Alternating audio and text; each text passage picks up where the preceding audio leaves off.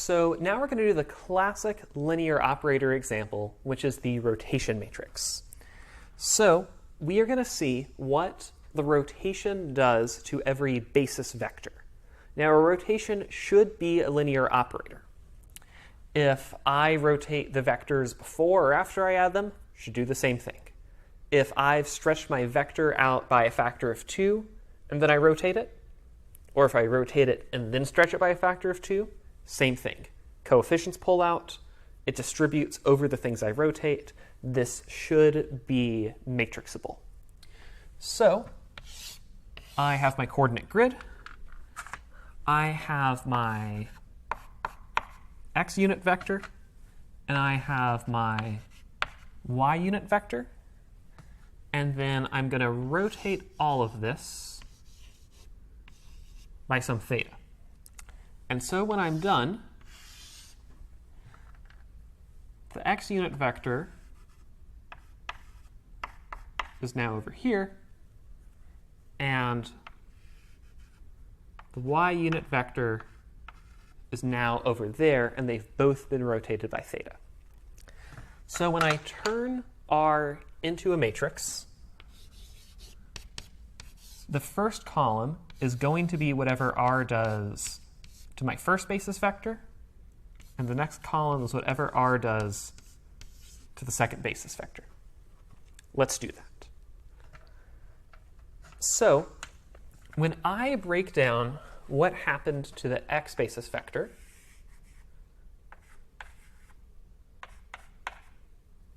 now it looks like this. And this is just basic trig. I have cos theta of x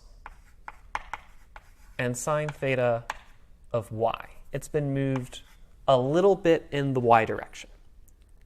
So that first column is going to be,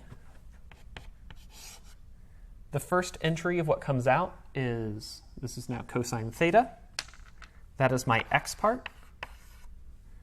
And then the next part is sine theta. That's my second coordinate, so that goes in the second entry down the column.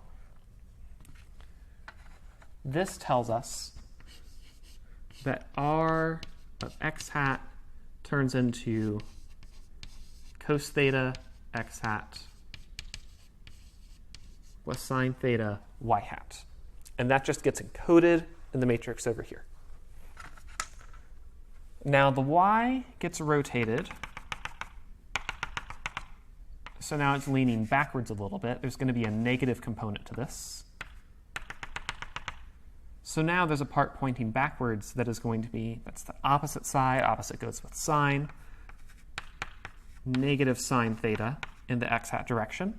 And this goes with cosine theta in the y hat direction.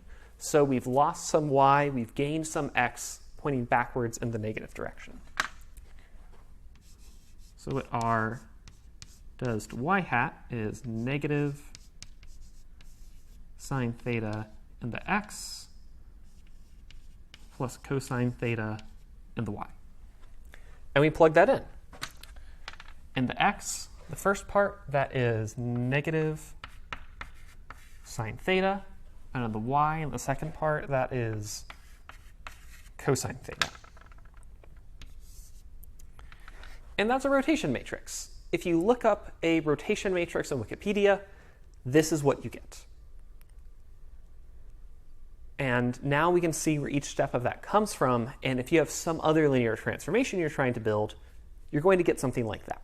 So we have some other exercises for you about what happens when you try to do a 3D rotation, what happens if you try to do a reflection.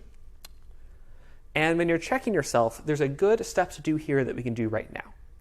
If I rotate by 0 degrees, that should just be the identity matrix. I should have changed nothing. Let's make sure that happens. If I do r of theta equals 0, I'm going to get cos 0, sine of 0, negative sine of 0. Cosine of 0 is 1. Sine of 0 is 0. And sure enough, rotating by 0 degrees gives me the identity matrix, so that's a good check that I did this right. So you'll want to practice this a little bit more on your own, and then we'll go on to what you can do with some of these operators.